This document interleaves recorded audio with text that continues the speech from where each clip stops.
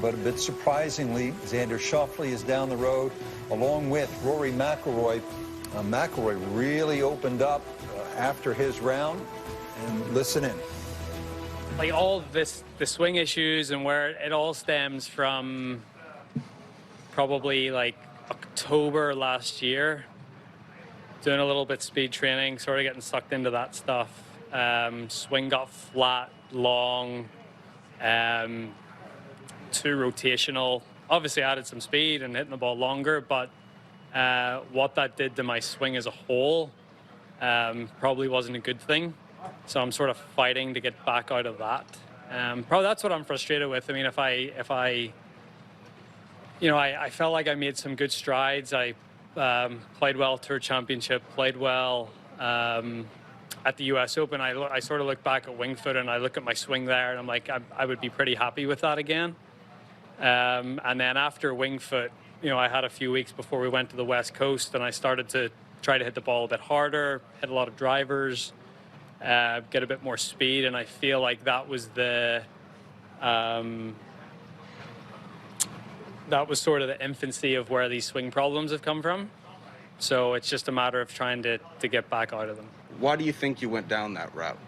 I think a lot of people did. I'd be lying if I said it wasn't anything to do with what Bryson did at the US Open. I think a lot of people saw that and were like, whoa, if this is the way they're going to set golf courses up in the future, it helps. It really helps. The one thing that people don't appreciate is how good Bryson is out of the rough. Not only because of how upright he is, but because his short irons are longer than standard, so he can get a little more speed through the rough than other guys. And I thought, being able to get some more speed is a good thing, and I maybe just, to the detriment a little bit of my swing, I got there, but I just need to maybe rein it back in a little bit. Justin, what'd you make of what you just heard from Rory McIlroy? Well, first of all, thank you, Rory McIlroy, for telling us your thought process, how he got in this. Didn't quite tell us how he's going to get out, but that's okay. And I have no doubt that he will. But to go into the detail of why he sought more distance, how he did it, and then realizing it's been to his detriment, I think a lot of guys would say, you know what, I'll figure it out, and not really tell us what's going on. To actually know what's going on from Rory himself, I think is, again, thank you very much. That's why we love Rory. He gives us great sound. He's open and honest and very transparent. If you remember, after the US Open, there were a lot of players that were posting videos of them having epic speed. Tony Finau got ball speed over 200 miles an hour. Dustin Johnson was up there around 190. Rory was posting videos around 190. I even think Brooks Koepka was doing similar sort of things. Rory's not alone, not unlike the way Tiger Woods sent the whole world to the gym trying to figure out how to beat this guy. But it's easy to do, and earlier the week I put up a swing of Rory when he was at Impact in 2011 versus 2021, and you can see the difference of what he's trying to do speed-wise, and it creeps into his iron play for sure. I mean, you can get speed on the right as 2021, on the left is when he was winning majors by 8 shots, and you can see that he's much more on top of the golf ball there. You can see his whole rear, for example, on the left. You can't hardly see that. He's extending in 2021, and I mean, extending is a way to add power. I mean, you sort of jump. The golf swing, if you're looking for power, that's one way to add it. But if you're looking for accuracy, you really want to blend in some sort of lateral move. Hogan, he has had a lot of secrets, but one of his secrets, he said, was the weight or pressure needs to move diagonally across your front foot to where it ends up on the outside edge of sort of where your toes are, and then it works its way down as you rotate to your heel. So if you think about that, I mean, the weight, Hogan's weight pressure was moving to the outside. He was extremely rotational, but after he got the lateral movement, it's almost like Rory sort of stripping his gears, trying to find that speed, jumping out of it, and that will cause you to flip it left in a hurry. We've talked about this for some time now, the pressure that Bryson DeChambeau is putting on the best players in the game.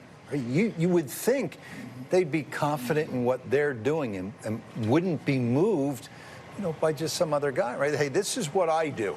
And it's won me 4 majors, 2 FedEx Cup titles, players. You do what you do, I'll stick to what I do. But no, that's not what's happening. And that's a tremendous impact that DeChambeau's having. But you think about it, if Dustin Johnson has been, walking around like Genghis Khan out here the whole time he's been playing the tour. I mean, he's top of the food chain when it comes to swinging a golf club speed-wise. I saw him playing with Bryson DeChambeau the other day, and the difference between Bryson DeChambeau and Dustin Johnson is like the difference between Dustin Johnson and Jim Furyk. I mean, that's the difference. Because Bryson is swinging 137 miles an hour. Dustin Johnson's club head speeds come down to about 119. So you're looking at 18 miles an hour. Jim Furyk probably swings, the last time I looked, 103, 4, 5 miles an hour would be my guess. Maybe he's gotten it up a little bit more than that. But that's a big difference. So maybe the lesson in all this is that speed's great, but speed can kill too, right? I mean, it can take away from other aspects of what you're trying to do. Absolutely. I mean, a lot of modern players, they have 2 golf swings. They have the driver or a 3-wood, launch swing where there's a lot of ground force. The guys are moving vertically up. And that was the swing on the right, the iron swing that you saw on Rory. His hands are further away from it. His legs are extremely straight at impact. And then there's an iron swing where, you've got to kind of stay down and get it. You need to trap the ball a little bit, make really good, clean contact. They're 2 different golf swings. I grew up with one, you grew up with one, but now for a lot of players there's 2. And I think for Rory, he took the speed elements of the driver and the 3-wood swing and blended it too much into his iron game to where his iron game has really, really suffered. His driver hasn't been that great either. So, A, I have no doubt he'll go back to it. But B, if you do have these 2 moves, you got to separate them a little bit because they don't both work on either kind of facet of the game.